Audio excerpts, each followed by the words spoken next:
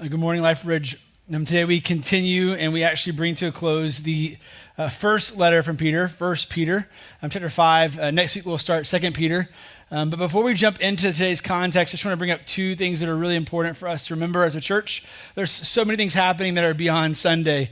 I love this day. It's my favorite day of the week, but it's not the most important day of the week. Every day that we follow Jesus is the most important. But let's see here, dates-wise. Tomorrow.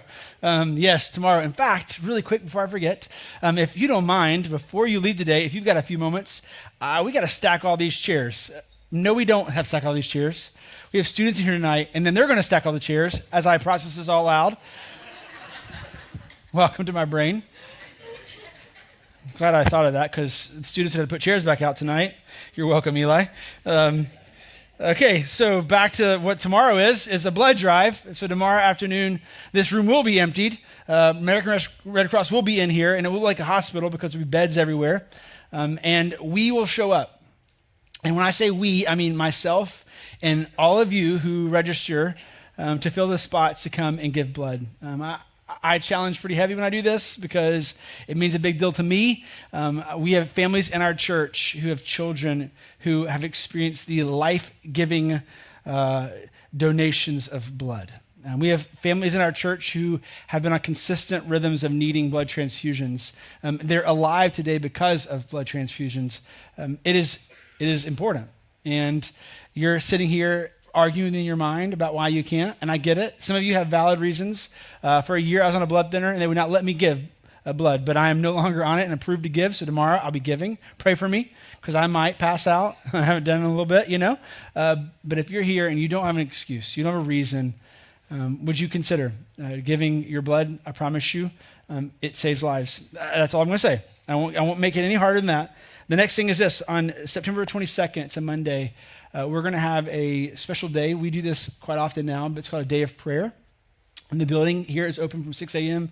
to 6 p.m., and you can come and go as you please. There's prayer stations set up. It's self-guided. You can walk in and walk through the stations. Our staff team and our prayer team will be here, so if you want someone to pray with you or for you, that's all.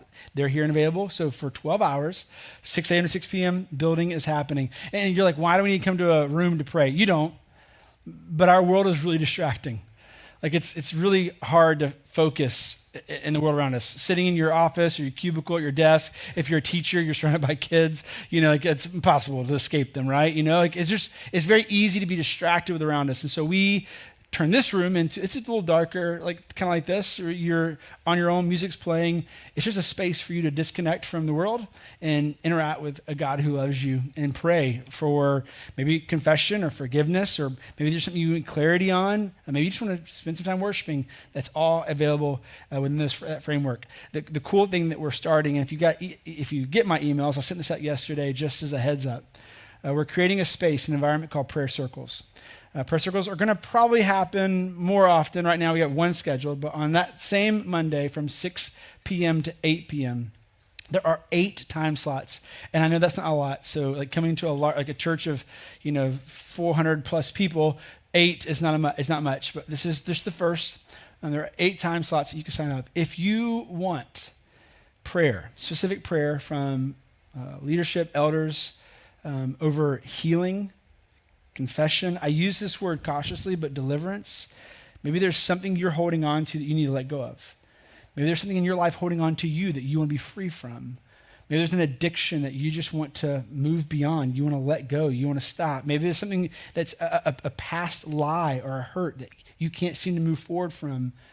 You can sign up. You can reserve a 15-minute time slot, and you'll show up here, and the elders along with myself, prayer team, we will pray over you.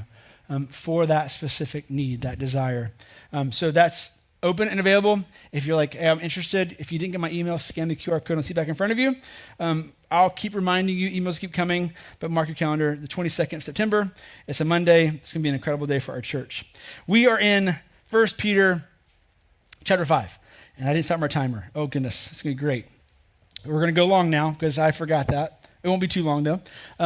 we're in 1 Peter 5, and this chapter starts a little different than the rest. So Peter is coming to a close. He's coming to an end of this letter, and he's going to wrap up a whole bunch of thoughts. And he's going to say a whole bunch of things that are kind of random. They do go together based on the letter, but he's like, I got to get all this in. Basically, he's about to throw out some guardrails. And to start our time together, I'm just going to ask a really simple question. Have you ever wondered what I do?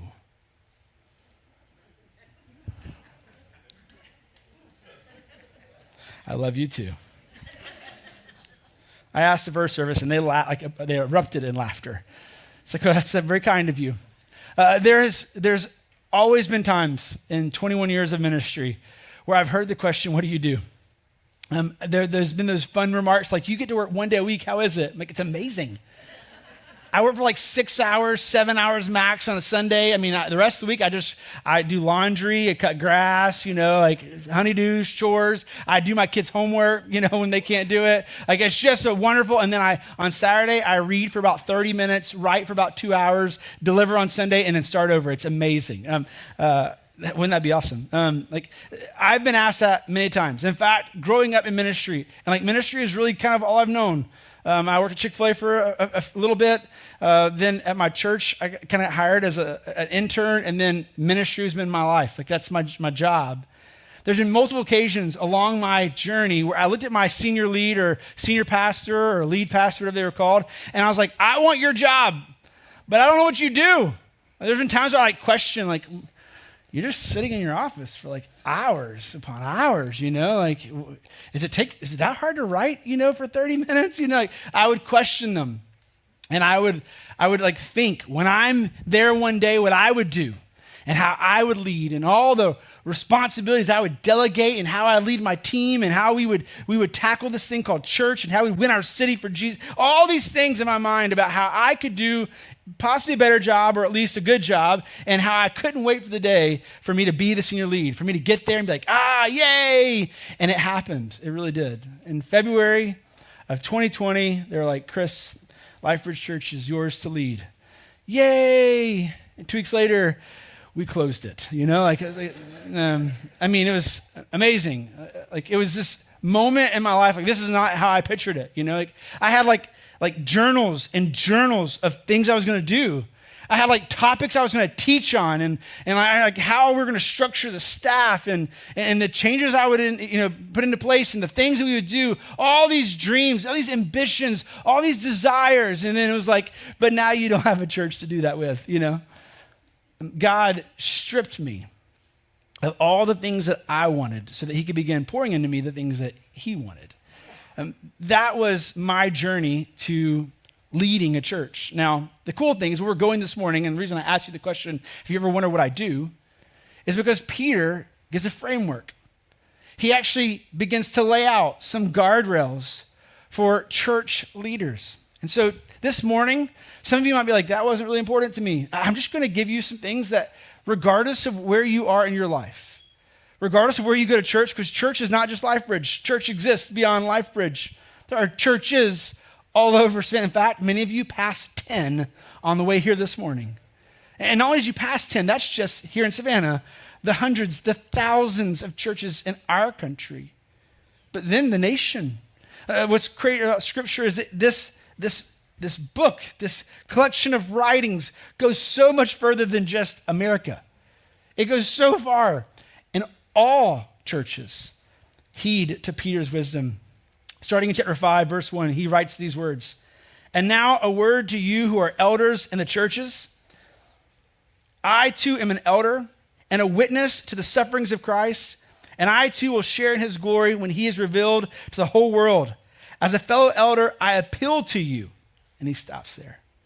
I'm just going to start with some of the words that Peter says. The first thing that you got to hold to is he speaks of an elder.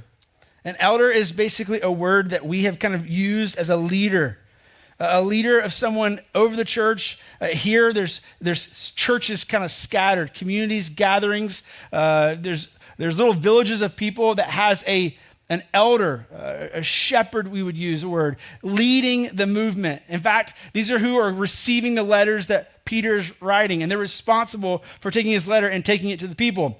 So he says, I too am one of these elders, leaders. And he says, I witnessed the sufferings of Christ. It's really important to understand that when Peter's writing, and in fact, if you missed last week, go back and watch Eli's message, because he did a great job of setting up just the whole beginning of Peter and his writing and who he's writing to.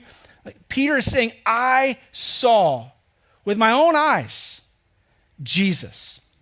I followed him. I served him. I saw him give his life, die on a cross, be buried. I witnessed this. I experienced the sorrow of all the things that I dreamed. He's like, man, I just saw God's kingdom. I saw the Messiah, and we're going to rule and reign. And then he was dead. And I hurt. I was sorrow. I feel sorrow. I was in pain. And then he came back. And he was alive. And he led out. He taught some things. He showed some things. And then he was taken up into heaven. I saw it with my own eyes. This gives Peter authority to write. He's sharing what he saw, what he experienced. I witnessed this, is what he said. And he goes on to say that and I too will share in the glory when it's revealed to the whole world. He says, as a fellow elder, I appeal to you. And this word appeal is really important. Based upon what I experienced, based on what I've seen, who I am, what I did, he said, I'm trying to get you to understand this is really, really important. I urge you to listen to me. It's this desire that Peter is sharing with the person who's reading. You've got to pay attention to what I'm about to say. You've got to hold on to these words. Raising kids. It's around the age like 4 or 5 that your children develop this personality that they think they know better than you. It's where they like realize, hey, I'm starting to formulate a world view, and it's a little bigger than my parents. So I can say to my parents, no, I don't want to. I don't want to wear that. I don't want to go here. I don't want to do that, right? Like they start expressing themselves. And then they begin to like understand they can refuse. I don't want to eat that food that you cooked. And as a parent, you're like, oh my gosh, you're testing your willpower, your strength. My mom and dad had this phrase they would say to me occasionally. They'd say, listen, we brought you into this world. We can take you out of it. You begin to see in humans this desire to kind of take on ownership of the world, choose their own path, make their own decisions. You see it early. And as a parent, you're like, yeah, but you're not eating anything else. I cooked this for you. This is the clothes. My kids go to a private school. You have to wear these clothes. Like that's what we're doing. Like you begin as a parent, you kind of start to like want to justify or correct, or and then you get to this place where we in our household, we say these things. I just need you to listen and obey. Like those are the words that come out of my mouth. There's no conversation anymore.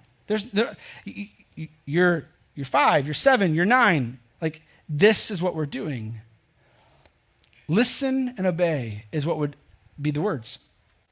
If Peter were standing before us today, when he says, I urge you, he would say the words, I just need you to listen and obey. He says these words, care for the flock that God has entrusted to you. Watch over it willingly, not grudgingly. Watch over it willingly, not grudgingly. Not for what you will get out of it, but because you are eager to serve God. These words that he's speaking to a very specific group of people. He's setting like a parameter, a guardrail. He's telling the listener, the reader of this letter, the shepherd or the elder of this body, this gathering of people, I need you to realize what you're called to. I need you to understand what I've placed before you. What you are called to do, what I'm urging you to do it with a willing, grateful heart. I get to love these people. Don't do it begrudgingly. I have to do this today. I don't want to do this today. This is the beginning of a heart of a shepherd, a heart of an elder or a leader of a church. He's like, listen, you have to do this willingly, not grudgingly, not for what you'll get out of it. Not because you become rich or you'll be famous or because you'll have stuff. No, don't do it for what you will gain. Do it because You are eager to serve God. As I read through this, as I hang in it and just listen to it, there's these metaphors. He's jumping with words. He's using them two different ways. And sometimes it's kind of difficult to understand, which word are you using? He's talking about a flock. He's using shepherd. And so shepherd in our normal world is a church. And a good shepherd over a church or a leader of a church, they provide spiritual nourishment. They speak these words of truth. They guide people to our mission, know Jesus and love like him. They're teaching and caring for the flock, both corporately and individually, with counseling, serving, loving, tending, caring, whatever's needed. This is the role of a shepherd of a church. But literally, a shepherd, they cared for sheep, right? They took them to water, found good grass to eat, carried the babies when necessary, protected them from dangers and difficult terrain as they were on mountainsides. He's using these two images. And then he's going to even go further and give us the perfect example, which is Jesus Christ, the perfect shepherd. In fact, in John writes these words, John 10:11, it says, I am the good shepherd, Jesus speaking. The good shepherd sacrifices his life for the sheep. A hired hand will run when he sees a wolf coming. He will abandon the sheep because they don't belong to him, and he isn't their shepherd. And so the wolf attacks them and scatters the flock. The hired hand runs away because he's working only for the money and doesn't care about the sheep. I am the good shepherd, and I know my own sheep, and they know me. Just as my Father knows me, I know my Father. I know the Father, for I sacrificed my life for the sheep. I have other sheep too. He's actually beginning to speak of not just the Jews, but the Gentiles. They're not in the sheepfold. I must bring them also. They will listen to my voice, and there will be one flock with one shepherd. Jesus illustrates beautifully what a shepherd does. A shepherd protects, ultimately gives their life for the betterment of the flock. There's a book that I read annually. And it's little. It's the best kind of book. I do love reading, but this book is, just in case you're ever wondering, it's called A Tale of Three Kings, A Lesson in Brokenness. This gentleman writes as if it's a story on Saul, David, and Absalom, but he writes it as if it's a play. You're sitting watching some theatrics. You're watching something happen, unfold. And he's telling the story of David. And this is before David has been anointed as the next king. He's actually kind of growing up. David's role in his family of boys, as the youngest, he tended to the sheep. He cared for the flock of sheep that the family had. And sometimes this is not seen as a glorious job. He's the youngest. He's a baby. So he gets kind of the brunt of the job. This is what you do. And this is a lonely job. David spends days and weeks with sheep out in the countryside, out in the fields, out in the mountains, constantly moving them to the next green grass, to the body of water, and protecting them. And it says this, when the young shepherd did not praise, because he'd find himself just praising or playing a harp, when he did not praise and he wasn't crying, he tended to each and every sheep and lamb. When not occupied with his flock, he swung his companionable sling, and he swung it again and again until he could tell every rock precisely where to go. Just so we know where we're on the story. He's learning how to sling pebbles, rocks. This is going to serve him well as the story of his life progresses. He eventually meets this guy named Goliath.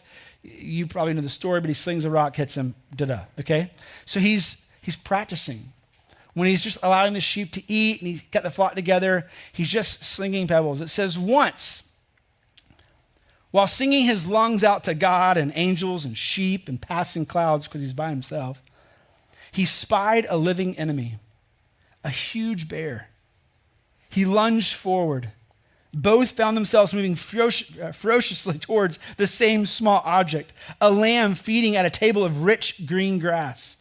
Youth and bear stopped halfway and whirled to face one another. Even as he intensively reached into his pocket for a stone, the young man realized, why am I not afraid? Meanwhile, brown lightning on mighty fury legs charged at the shepherd with foaming madness. Impelled by the strength of the youth, the young man married rock to leather, and soon a brook-smooth pebble whined through the air to meet that charge. A few moments later, the man, not quite so young as the moments before, picked up the little lamb and said, I am your shepherd, and God is mine. In this story, we see the heart of a shepherd. And regardless of your church experience, I want you to hear from David's example of killing a bear, to Jesus' life being given, the earthly call to a shepherd, a pastor, an elder, a leader of a church, is to always be a sheep from the front and a shepherd from the back. That means the pastor that you follow, the shepherd that you follow, the elder that you follow is following Jesus first and foremost. They're sheep. I'm sheep. I follow Jesus. But from my back, I'm a shepherd leading others to him. This is the first and foremost call to an elder. And this is the framework in which Peter is reminding the people reading these letters as he sends it to them. Like, hey, just remember who you are. Remember what you're called to do. And then he gives them a little bit more. He says, don't lord it over, verse 3, don't lord it over the people assigned to your care, but lead them by your own good examples, because they'd be tempted. They would be tempted to, use their status as power or position, to give themselves some authority to do their will, not the will of God, especially in moments of trouble or tension or persecution. They could use that moment. They're weak, I could be strong, and they could take advantage of it. And he's like, listen, don't do that. Don't lord it over your people, but lead them by your own good example. And when the great shepherd appears, you will receive a crown of never-ending glory and honor. So he speaks to the role of those leaders. And then he begins to broaden his scope. So he's addressed them. Again, he's closing this letter. He says, in the same way, you who are younger must accept the authority of the elders. And all of you dress yourselves in humility as you relate to one another. God opposes the proud, but gives grace to the humble. He does begin to address a hierarchy of ages. Traditionally, and even typically in God's word, in the Bible, when we read through these stories, elder did tend to mean older, okay? And so this church is an elder-led church. I have 4 elders on a board. They're my covering, my protection, but also my guidance and my authority. I report to them. They happen to be all older than me. Not all wiser, but older. So one of our elders, his name is Keith. I'm just going to be honest with you. He happens to be the oldest elder. Okay, so he is the elder of elders. You can tell him I said that. He's not here today because he's in Uganda, so he can't throw anything at me or fight me. But in all seriousness, the elders and I, we get together for breakfast often. And when you go to somewhere like a restaurant or a breakfast place consistently, you get to know the waitresses and waiters. And we've been so often that we know these people by name, and they'll ask us to pray for them. On one occasion, Keith was running a few minutes late, and we're gathering, sitting there, getting ready, ordering coffees, and just hanging out. And the waitress comes out and says, hey, is your grandfather coming today? He'll never live that down. So occasionally we'll be like, hey, Grandpa, you can call him that when he gets back from Uganda. But he is talking to a younger generation, and he says, you must accept the authority of the elders.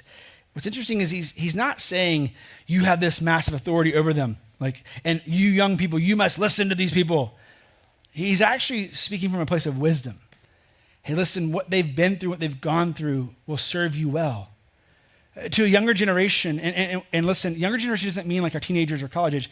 Every single person in here has a generation above us, ahead of us.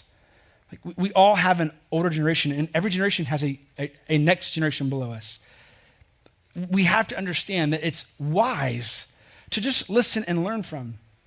Eli and I had this devotional we're going through, and it's for young men. I have one for young women too, or for young girls, young boys, whatever. And one of the devotionals in it is challenging teenage boys to once a month have a conversation with someone older than you. And they're specific. They're 55 plus is kind of the range.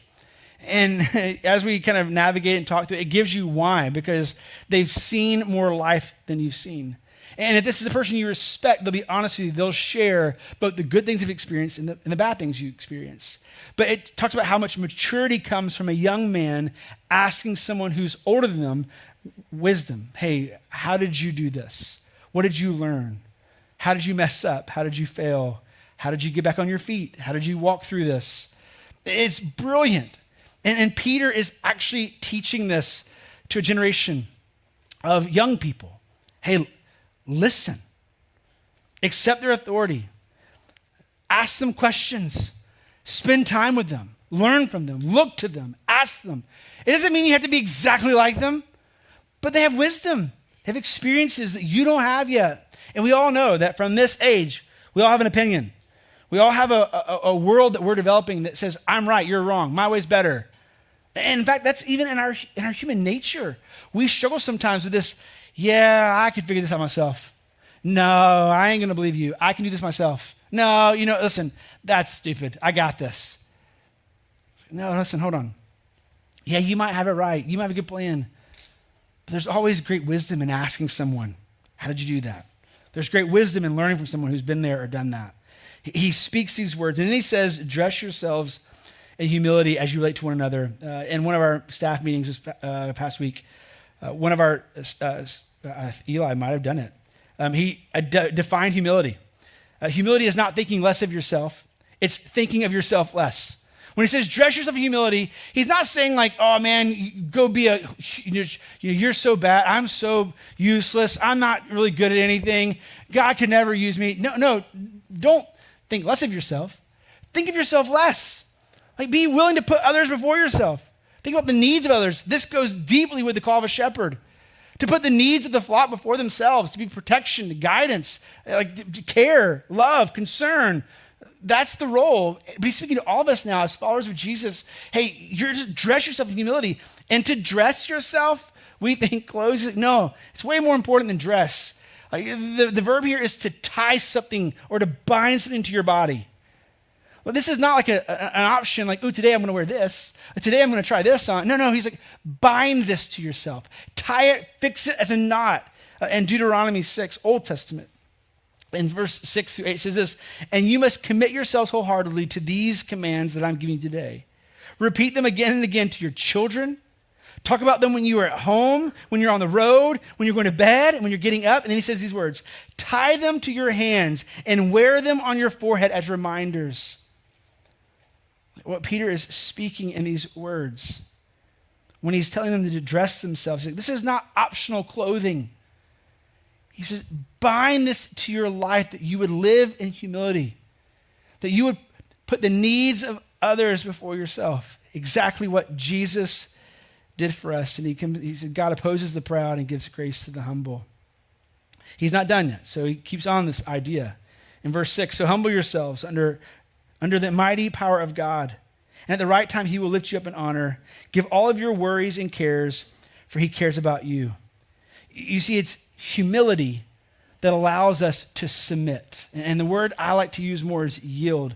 Humility allows us to yield. Jesus exemplified this. He gave us an example by laying down his life. Yielding is the hardest thing we'll ever do. Like submitting, surrendering, saying your will over my will, your desires over my desires, your dreams over my dreams is the hardest thing we'll ever do, but it's the only way we can actually be humble. It's the only way that we can actually put the desires of others before ourselves. In Matthew, Mark, and Luke, Matthew 16:24, Mark 8:34, and Luke 9:23, they say these words. Then Jesus said to his disciples, if any of you wants to be my follower, you must give up your own way, take up your cross, and follow me. The challenge set before anyone who wants to follow Jesus is give up your own way. Willingly sacrifice, surrender, yield your plan, your dreams, and your desires. Then he says, take up your cross, the instrument of death that puts those things that you surrendered to death. I'm no longer going to chase this before you. I'm no longer going to let this lead my life. I'm never going to be guided by the desire of more of this, which is never satisfying. It never gives me the feeling of approval. I keep wanting more and more and more. He says, sacrifice it, surrender it, Take your cross and follow me. This is the life. If you want to do what Peter says, if you want to humble yourselves, you must yield. You must submit your life. And I just wonder in this moment, what does that mean for you? In your world, what is it that's guiding? What does each day hold for you? And I just want to pause for 1 second. For many of us, I don't really know what's guiding me. I just do the same thing every day. For so many of us, what we're about to read as Peter continues, so many of us, we've become complacent. We've just kind of fallen into this place where we get up, we eat, we work, we eat, we sleep, we repeat. And I don't really even have a clue what God's doing. I don't have a clue where he is. I'm just doing what I need to do to live and exist. And your life is just blah. And you're like, this is it? I'm going to do this for the next 30 years. Hopefully I'll build up enough retirement to enjoy my life then, right? Hopefully. Peter says these words to all of us, but specifically those who maybe you don't know what you're doing. He says, stay alert. Watch out for your great enemy, the devil. He prowls around like a roaring lion looking for someone to devour. So what I love about Scripture in context, Peter's writing to a people who are not receiving emails. They can't save it or flag it. They can't screenshot it and hold on to it. It's going to come to their shepherd. He's going to read it. He's going to teach it, share it, and they're going to pass it on, and it's going to go. Maybe they can transcribe as much as they can of it, but it's going to move on. You don't have it in your home. It wasn't in their Bible. They're not reading every day. He's teaching them in such a way that they don't forget. He's giving them analogies, and he's using animals. He uses sheep because they all know sheep. They won't forget what he's talking about. And then he uses an animal. He says, Satan, your great enemy, he prowls like a roaring lion.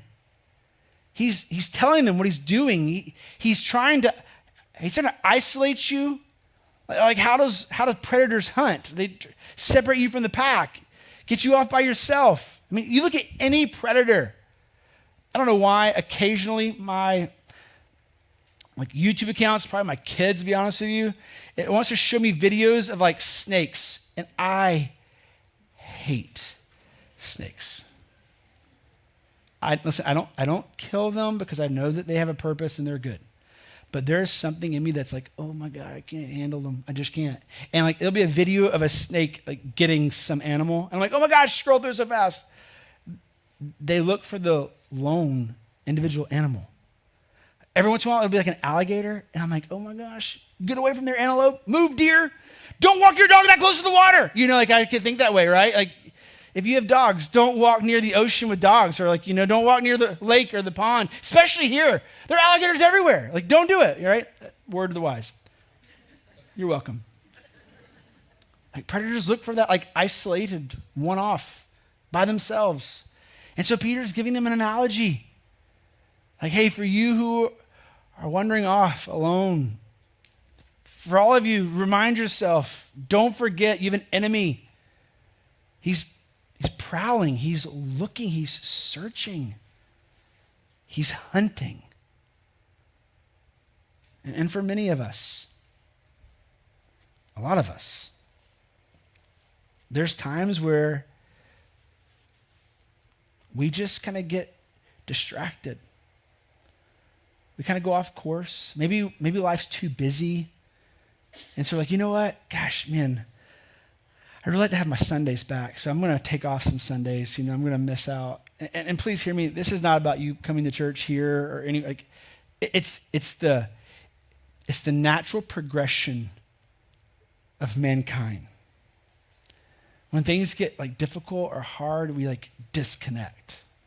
We withdraw. We isolate. It's just too hard. And that's the plan of the enemy. He just wants us to fall away, Get out of the community that you're a part of. You got this. You know what you're doing. You don't need anybody else. You've got a plan and a purpose and a mission. Go for it.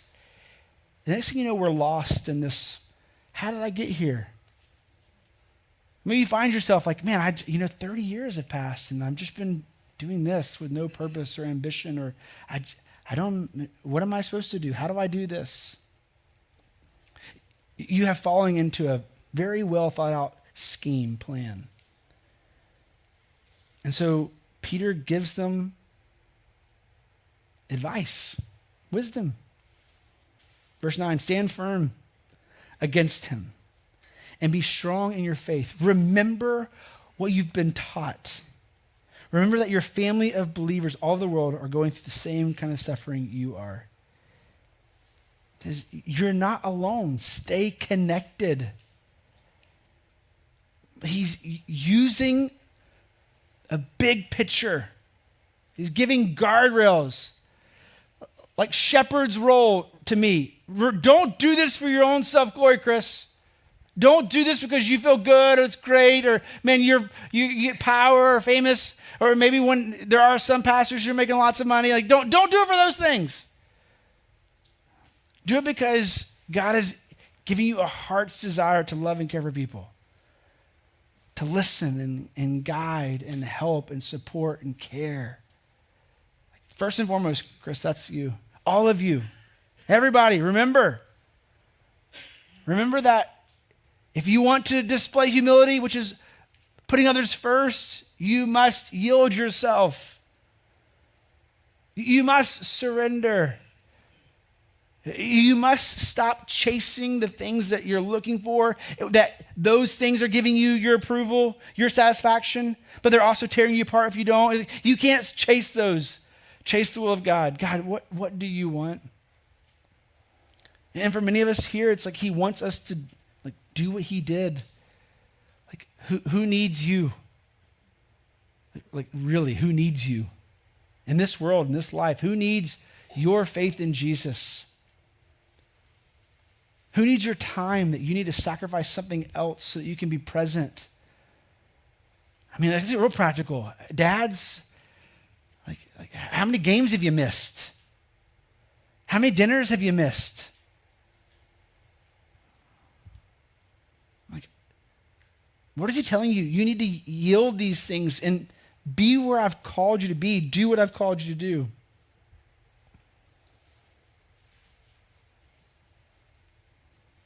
This framework, these guardrails, is his conclusion. And he's reminding them that you need to stand together. You need to be in community. You need to constantly remind yourself every single day, you have an enemy who is constantly hunting. But not just you. He's hunting your family, your friends, your coworkers. And we have a responsibility. In humility, put them first. So I'm gonna end this letter with 3 questions. And my hope is that you will find some time this week to practice the discipline of solitude, not isolation like you're running away from the world, but take 10 minutes, silence the noise, and ask one of these questions. The first, this is, are you humble? If you say yes, you might need to work on that question a little bit. Some of you are, some of you might not be. You need to just ask the question and sit with it. Just think through, like, where are you putting others first? Like, where are you caring about the needs of others before yourself? Where are you, like, allowing yourself to be second and someone else to be first? Are you humble? Second question is this: what do you need to surrender? Is there anything you're holding on to? There's like an analogy in my head. Like, if you're holding on to a whole bunch of stuff, God can't take anything from you, and he can't give you anything else. Some of us can be holding on to physical things, possessions, status, life. Some of us can be holding on to things we can't see. Sin, guilt, shame, hurt, past, fear. Is there any, he's like, surrender that. Like, start the process of letting go. I'm not going to hold on to this anymore, God. The last question is this. Where do you need to yield? Where do you need to yield? Yielding can also be used as the word of acknowledging. In Proverbs 3, 5, and 6, trust in the Lord with all your heart. Lean not on your own understanding. In all your ways, acknowledge him. Like, acknowledging God is the yield. The yield is like, you slow down enough to look and see what's coming. It's you slowing down saying, God, I'm looking for you. I see you. If you slow down to yield and you're like, I don't know where you are, God, you should stop. Like, don't keep going. Find him. Like, okay, God, you're not present. I'm alone. I'm like struggling. I'm suffering. I'm wondering. I'm confused. I don't know where I am. Like, yielding is you slowing down enough to say, are you around me? Can I acknowledge you? Do I see you? I see you, God. Okay. All right, this is the last thing I remember. This is the thing you told me. Do you need to yield to something? These 3 questions, I believe, will help you. Just begin to explore. Give yourself some parameters. And this process is not like you're a bad person. It's not like, oh man, I'm horrible. No. This is something we can consistently and constantly do because God is teaching, training, and developing. You get better and better at recognizing, oh, I'm actually drifting, or hey, I'm disconnecting. Oh God, like you get to like experience more of him the more you practice putting these into place. This is not a once and done, or because you're doing it, you're bad. No, we all need to do this consistently. God, am I being humble? Do I need to surrender something? Where do I need to yield, God? This process will help us see him, hear him, and then act in obedience. And so I'm going to pray for us. And if you're here this morning, my hope is that maybe there's a tension, maybe there's something you're wrestling with, maybe there's like something God pinpointed, like, oh, yeah, I feel that, or man, that's being spoke to that. I'm going to ask you, invite you to come to our prayer team that will be standing up here when I finish praying, and just tell them that. Ask them to pray for you. Confess if you want to. Take a next step if you want to. Like, hey, I want to be baptized, or hey, I want to try this, or I want to just come and take your next step. And more than anything, allow them to pray for you. I believe that will be a huge step in your walk with Jesus and helping you understand and listen to him. So let me pray for us. God, thanks so much for the day. I'm thankful for the truth of your word. God, first and foremost, to those who are called to be pastors, teachers, elders, God, across this world, help us realize the weight of the call. And that it is a call to put others first, to serve and surrender. And God, it's the ultimate, as Jesus said, not my will, but your will be done.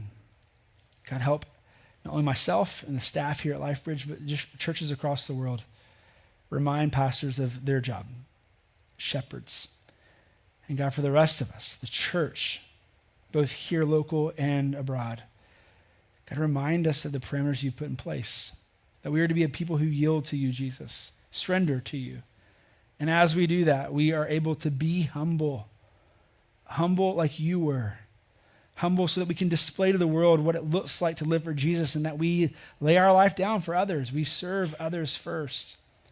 And God, in so doing, remind us that we have an enemy who is constantly looking for ways to break us apart, separate us, isolate us, destroy us, devour us. Remind us that, God, there's strength in community. Help us walk with one another, strengthening each other, encouraging each other, even correcting when necessary, in order that we stay close to you, Jesus, that we look like you and present to the world a Jesus worth following. God, we love you, and we're just so grateful for what you're doing. In our prayer. Amen. Love you guys. You're dismissed.